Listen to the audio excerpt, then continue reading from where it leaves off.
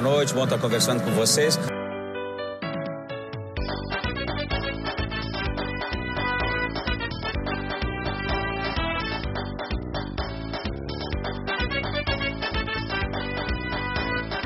Alô, torcida Chavante! Estamos chegando com mais um episódio do ChavaCast, número 44.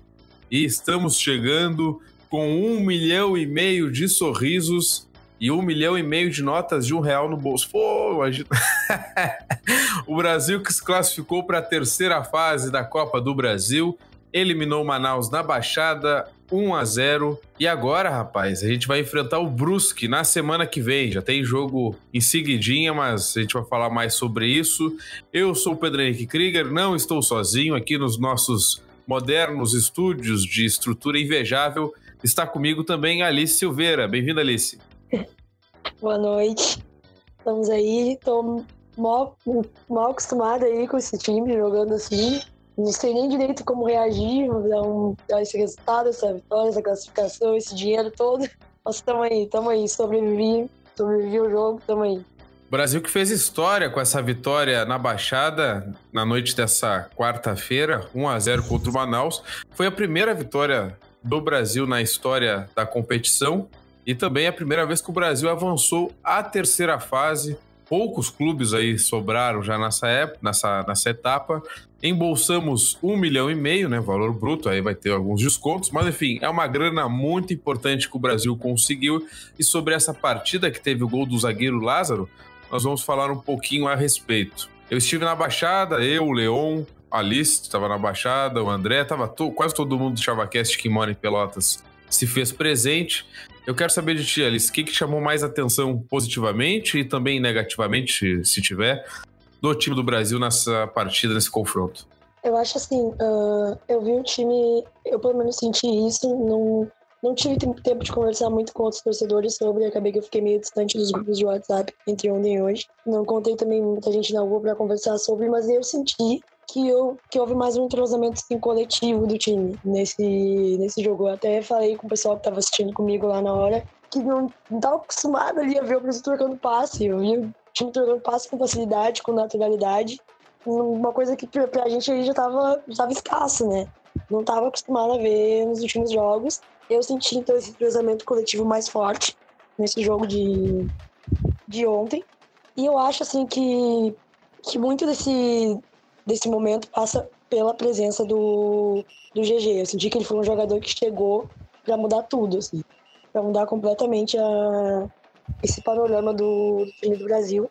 Tem pontos negativos que eu acho que dá para falar do jogo de ontem.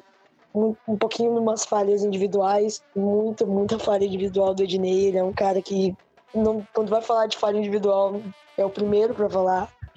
Que teve muita bola nas costas dele, foi complicado. Mas foi uma vitória com a cara do Brasil, né? Quando a gente viu aquela corridinha para aquele pênalti, já disse, ele vai errar aquele pênalti, esse jogo vai ser sofrido.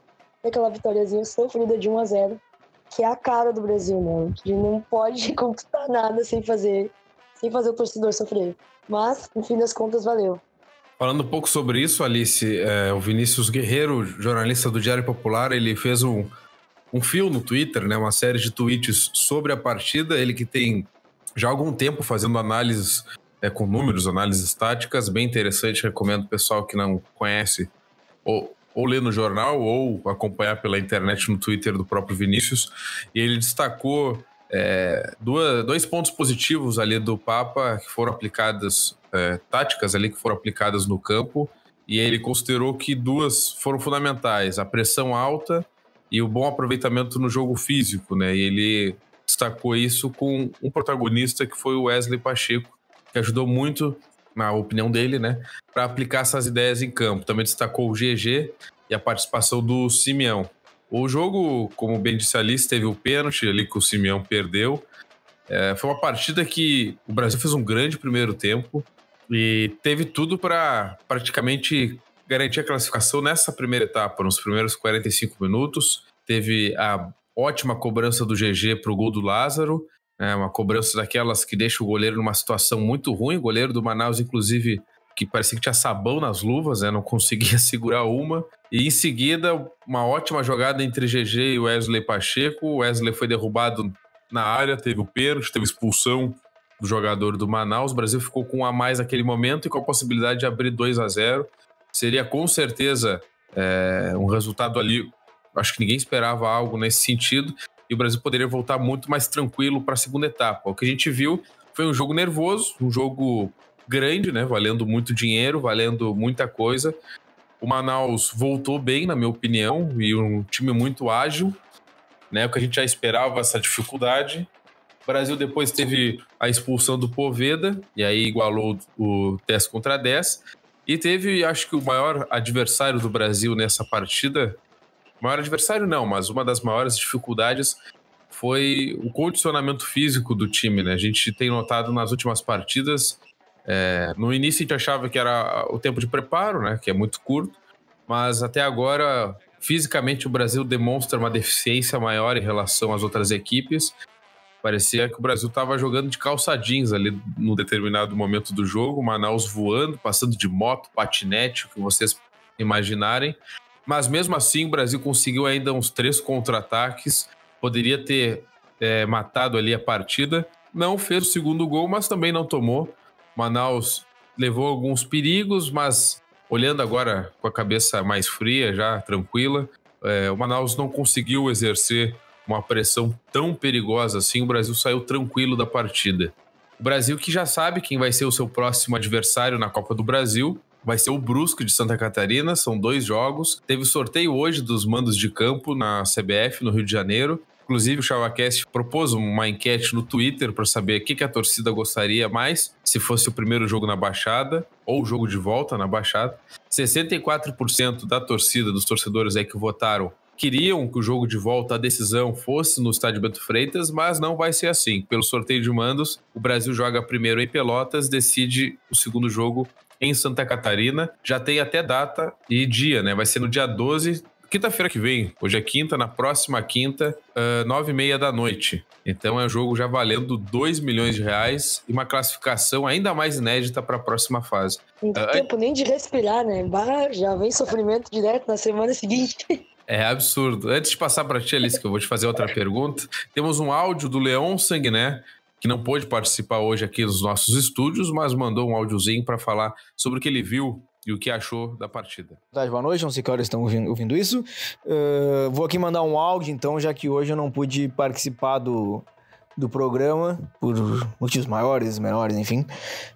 Estivemos ontem no Bento Freitas para assistir o jogo do Brasil com Manaus, e o resultado foi positivo, né? Não apenas pela classificação e pela vitória, mas o Brasil finalmente mostrou uma evolução, né? O Brasil já tinha conquistado 2 vitórias no ano contra o São José e o Novo Hamburgo, mas não aparentava a melhora tática, né? Mecânica dentro das 4 linhas. E nesse jogo contra o Manaus a gente conseguiu finalmente ver alguma coisa acontecendo que parecia planejada, digamos assim, né? O Brasil jogou ali com o Simeão jogando meio que como um extremo, meio que como um volante ao mesmo tempo. Acho que ele jogou bem, apesar do pênalti errado. A gente teve ali o Wesley recebendo as bolas, fazendo pivô, né? Ganhando a bola pelo alto ali, jogou bem. O Wesley também. Depois ainda conseguiu sofrer o pênalti. E temos, né, o provável melhor jogador do Brasil nos últimos anos, até o momento, né? 2 jogos apenas, mas enfim. Que é o GG, que é o diferente do nosso time, né? Acho que se o Brasil conseguiu essa melhora nesse jogo, muito passa pela estreia do GG, que a estreia dele foi contra o Novo Hamburgo, né? Já com gol, mas agora com um pouco mais de entrosamento com os companheiros de time, o GG conseguiu fazer ainda mais diferença dentro do jogo. Acho que a atuação dele foi ainda melhor hoje do que contra o Novo Hamburgo. E agora é isso, R$1,5 milhão na conta, e usar esse dinheiro de forma muito inteligente para pensando né, no futuro do clube. Não exatamente tentar resolver tudo com esse dinheiro, mas resolver ali a cozinha. e partir para cima do Brusque, né? Eu acho que vai ser um duelo muito parelho contra o Brusque. São dois times que usam bastante o fator casa para conseguir seus resultados, mas o nosso fator casa é maior que o do Brusque, né? Então eu acredito na nossa classificação. Acho que o Brasil ainda tem algumas coisas a melhorar, principalmente, acho que o pessoal vai discutir isso no programa, principalmente em relação à preparação física, né? O Brasil perdeu 2 jogadores por lesão no jogo de ontem, no jogo da quarta-feira, e além disso, claramente perdeu o fôlego do meio para o fim, né? Então, eu acho que o Brasil ainda está perdendo muito para os outros nessa questão física, e a gente já está aí com uma boa parte desse início de temporada tendo vencido, né? Não é mais questão de o Brasil tá no início da temporada, não, agora já era para estar igual aos outros e não está claramente, né? Eu acho que isso aí tem que ser cobrado, acho que a comissão técnica tem que cobrar a preparação física e a própria direção talvez tenha que cobrar mais forte a preparação física, porque nesse estilo de jogo do Brasil, de intensidade física, é muito importante que os jogadores estejam bem preparados, né? Que não é o que a gente tem visto até o momento. Mas é isso, não vou me estender muito para não ocupar muito tempo do programa. Muito bom ter estado com os amigos ontem e vencido no Bento Freitas. Espero que isso aconteça mais vezes. E até mais, valeu! Obrigado, Leon.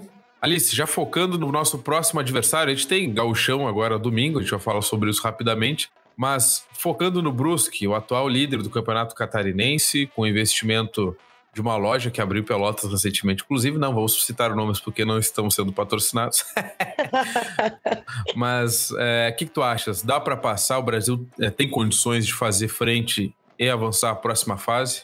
Então, eu não acompanhei o futebol do Brusque até então. Não assisti nenhum jogo do time, não sei como eles estão. Mas aí tu vê essa situação, como líder do Campeonato Catarinense, tu já imagina o que vem pela frente, né? Eu acho que tenho, assim, a mesma mentalidade que eu já tinha contra o Manaus. Já tinha gente considerando o jogo contra o Manaus ganho. Beleza, cada um age, né? De uma forma, mas eu já tava com o pezinho no chão, assim, mais cautela. Eu acho que qualquer time ali que chegou até essa altura da competição pode fazer frente pra gente. Então eu acho que mesmo... Então assim, a gente tem que ter muita calma, ter muita cautela. Vai ser um jogo... Provavelmente vai ser um jogo tenso, igual foi o jogo no Manaus. Eu não acho que vai ser um jogo tão tranquilo assim pra gente. A rivalidade geralmente com os times aqui do Sul é forte, né? Eu até esqueci de comentar que eu senti que teve um apagão do Brasil, né? No jogo contra o Manaus em algum momento. Quando a gente ainda tinha um a mais, inclusive, que os caras vieram pra cima. Então, quanto disso, o desgaste físico do nosso time é um problema. Então é aí que eu sinto que a gente pode penar e pode ser um pouco complicado.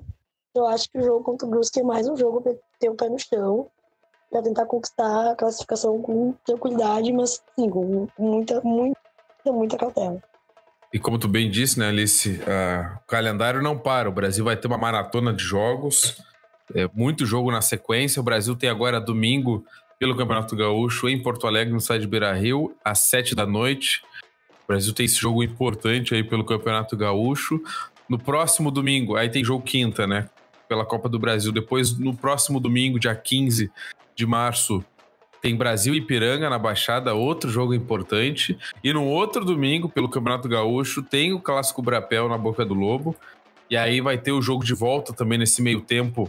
Até o Brapel, provavelmente, vai ter o jogo de volta em Santa Catarina. Então o Brasil vai estar dividido em 2 competições importantes. O Brasil ainda, apesar de ter começado melhor já, esse segundo turno do Gauchão precisa pontuar, até para buscar uma classificação, né? Por que não? O Brasil tem que sempre buscar vencer. E tem clássico, né? Então o Brasil vai ter que trabalhar bem o grupo de jogadores. E levando em conta o que a gente já opinou aqui sobre o condicionamento físico, preocupa bastante. Mas pelo menos o Brasil vive um momento muito especial no ano. Parece que deu uma encaixada legal. São nos últimos 4 jogos, o Brasil não perdeu, né? Venceu 3. Então, realmente, o Brasil está num momento diferente aí. Deu uma acalmada no clima na Baixada. Alice, sobre o jogo contra o Internacional, o Inter que provavelmente vai poupar, não vai vir com o time titular, pode estrear o argentino lateral direito Renzo Saravia, sei lá como é que se pronuncia esse rapaz. Eu confio mais no nosso Ednei. Brincadeiras aí. Não, mas o Brasil enfrenta esse time misto aí do Inter, que já tá pensando no Grenal da semana que vem. Tu achas que o Brasil tem condições de pontuar, levando em conta esse bom momento que a gente vive agora? Então, eu vou estar lá, eu vou para Porto Alegre para ver o jogo. Então, a expectativa eu queria sair com uma vitória. Ia ser legal, mesmo que não seja o time titular do Internacional. Ia ser legal, né? Vai se deslocar até lá, tu quer ver uma vitória. Mas eu acho assim, não sei por que eu tô sentindo que esse jogo vai ser um jogo para empate. Não sei por quê. Mas seria um momento bem ideal, como tu falou. A gente vem numa sequência de resultados bons, né? Deu aquela assustada no começo, via que o time tava sem entrosamento. Aí vem numa sequência de resultados bons, então seria um momento ideal. E enfrentar um Internacional que tá pensando em outras competições, tá focado em outras coisas. Tá com um time titular, que na teoria seria mais fácil de vencer do que o time... Desculpa, o time reserva, que na teoria seria mais fácil de vencer que o titular. Então, seria um momento ideal para sair do Brasil com uma vitória, né? Então, vamos na expectativa. André Silva, acabamos de receber aqui, rapaz, os nossos estúdios são muito modernos, né? Todo mundo conectado, aparelhos de última geração. André já mandou a sua opinião também sobre a partida. André Silva, que estava na Baixada. Olha, rapaz, vibrou muito. O cara é dos nossos. Ele mandou agora uma opinião sobre o jogo na Baixada, do que ele viu, né, contra o Manaus. Fala aí, André. Bom dia, boa tarde, boa noite a todas e todos que estão nos acompanhando novamente. Eu não pude participar hoje, mas estou mandando um áudio para poder relatar um pouco do que eu presenciei em campo pela partida pela Copa do Brasil entre o nosso clube, né, o Chavante, e o Manaus. E foi uma das melhores partidas, no caso, foi o melhor primeiro tempo que eu assisti em grande parte do que eu venho acompanhando do clube nesses últimos anos, principalmente se tratando de Série B. Foi um time que impôs uma atitude agressiva, uma defesa alta. Teve um contra-ataque muito forte, demorou um pouco para pegar no início do jogo, mas depois, quando encaixou, eu acho que o Brasil se portou muito bem. A zaga, ela foi muito boa, o Lázaro e o Everton, eles estão funcionando muito bem. Eu acho que o Brasil, dentre esses últimos jogos, ele vem conseguindo consolidar cada vez mais a capacidade ofensiva e defensiva, e o coletivo vem funcionando muito bem. Tem algumas peças que a gente conversa bastante e temos opiniões bem coesas, e também que batem com o que todos pensam sobre algumas alterações que deveriam ocorrer, mas a entrada do GG, por exemplo, já surtiu um efeito gigantesco no Brasil, e ele foi uma peça fundamental, e ele, jogando bem, consegue fazer com que o coletivo jogue bem. O Wesley Pacheco jogou muito bem também. A gente tem um centroavante que não joga somente dentro da área, mas ele sai muito e se torna um jogador muito participativo. E infelizmente não teremos o Poveda na próxima partida, mas a gente tem um acréscimo do Nathan Cachorrão e do Christian. E por mais que o Cachorrão tenha seus defeitos, eu acho que ele pode entrar muito bem no time, porque o coletivo vem funcionando bem. Nas últimas partidas do Gauchão, a gente já viu o clube, o time tendo uma equipe mais competitiva, e eu acredito que não é só a transpiração e a garra que vem funcionando no time, como a gente vinha presenciando nas primeiras partidas desse ano e também ano passado. O Brasil vem se tornando um time muito bom de assistir, e isso vai trazer o torcedor de volta ao estádio. Eu sou um desses que estou indo de volta aos estádios, enfim, vários fatores que Eu agora não vou relatar que envolve presidência e tudo mais, mas é muito bom estar voltando ao estádio e assim como eu, muitos torcedores também estão sentindo esse amor florescer e reacender pelo Grêmio Esportivo Brasil. E é muito bom sentir isso. E a gente sentiu estar no estádio, sentir aquele nervosismo, foi ótimo. Foi uma partida realmente muito boa de se assistir. E agora a gente vai enfrentar o Brusque, que é uma equipe que vem fazendo um ótimo campeonato catarinense. Mas eu acho que o Brasil tem plenas condições de impor dentro de casa na primeira partida, agora no dia 12 de março, juntamente com a torcida e também com a mesma garra, a mesma imposição e a mesma competitividade que ele vem demonstrando nessas últimas partidas. E eu não conheço muito da equipe do Brusque, eu sei que só estão fazendo uma campanha muito boa mesmo. Agora a gente vai começar a analisar mais eles um pouco mais para frente. Temos o jogo agora contra o Internacional no domingo, mas eu estou bem mais confiante. Isso é bom porque a confiança para o grupo de jogadores é ótima. Então esse casamento da torcida com o time, ela vem se tornando cada vez maior e isso é muito bom para todo mundo, para a instituição, para a torcida, para o clube e para o torcedor apaixonado que acompanha o Brasil o tempo todo. É isso, pessoal, muito obrigado. Um abração a todo mundo. Obrigado, André.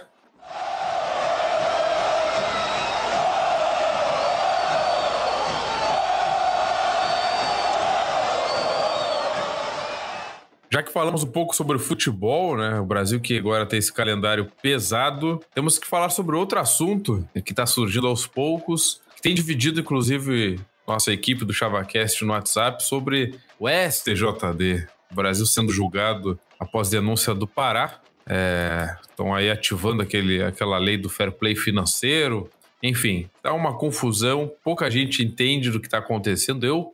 Essa parte jurídica, eu não entendo praticamente nada. Eu só opino sobre os interesses, como diria velho Brizola, envolvidos nesse momento. O Brasil que começou a ser julgado no dia da partida contra o Manaus, né? Começou às 2 horas da tarde de quarta-feira e não teve uma decisão ainda, né? A sessão aí vai ser feita em outro momento, não tem data.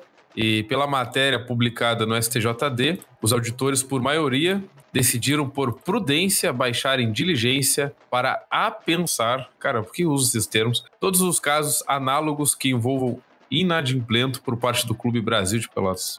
Não é esse nome, hein? A gente pode usar isso a nosso favor. Brasil de Pelotas não é o nosso nome. Mas enfim, não há data para a conclusão desse julgamento. Havia uma certa tranquilidade, eu tô apavorado desde o início, mas havia uma certa tranquilidade a respeito disso. O problema é que o Londrina entrou com uma terceira parte interessada e realmente está muito interessada, né? O Sérgio Malucelli, que é o empresário que gere o Londrina, que caiu por incompetência em campo, né, na Série B, fraco. Agora tenta novamente pelos tribunais recuperar essa vaga na Série B, já tentou com o Figueirense, agora com o Brasil. Ele deu uma entrevista à Rede Massa, belo nome, um canal de TV filiado ao SBT no Paraná, ele dizendo que está confiante nessa denúncia contra o Brasil e espera que o Brasil seja punido, né? Para começar a punir os times que desequilibram a competição nesse sentido, né? Ele está tentando o tapetão e o advogado do Londrina é o grande Paulo Schmidt, que já presidiu o STJD. Então, assim, só nomes conhecidos envolvidos aí nesse julgamento com o Brasil. Eu sou cabreiro, tenho meus medos e minhas dúvidas, mas eu quero saber de ti, Alice. O que esperar desse julgamento? Então, como tu bem falou, eu também não entendo muito dessa parte jurídica e não tive tempo de acompanhar muito ao longo da semana, eu vi bem superficialmente. Mas aí eu acabei me inteirando agora há pouco sobre essa situação toda, esses nomes envolvidos que tu falou. E eu também estava bem assustada desde o momento que eu li pela primeira vez a notícia, né? Eu fiquei mais assustada ainda, porque a gente sabe que parece que tudo de ruim que pode acontecer com o Brasil. E aí, então, assusta bastante a gente, né? Pode até pensar pelo lado da situação do Figueirense, que teve TWO, né? E não deu em nada. E pensar, geralmente essas denúncias aí não dão em nada. Vai ter que mexer com uma tabela do campeonato inteiro. Vai ter que mexer até, se eu não me engano, com a tabela da Série A.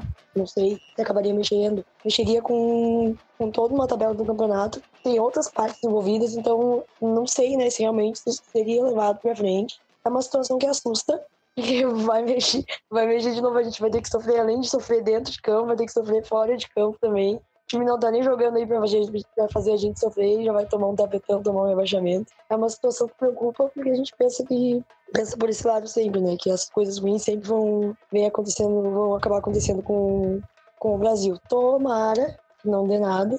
Vamos esperar que não dê nada. Sacanagem isso daí do Londrina, né? Ainda envolve o Londrina, né? Não é de esperar menos. Não foi competente o suficiente pra não cair em campo. Querendo dar o famoso tapetão, mas vamos esperar que não dê em nada, né? O Pará jogou 3 jogos, né? E aí o Brasil perderia 3 pontos por cada partida na qual ele jogou. Só para... vou abrir aspas aqui para o que o Paulo Schmidt falou, também para a Rede Massa lá do Paraná, que o julgamento, abre aspas, o julgamento tem se mostrado interessante para o Londrina. Não vai ficar nenhuma dúvida cristalina quanto ao pagamento do salário dos atletas e que os pagamentos foram realizados sem dar um suporte à regularização, além de não terem sido efetuados como determina a legislação. Foram feitos totalmente fora do prazo.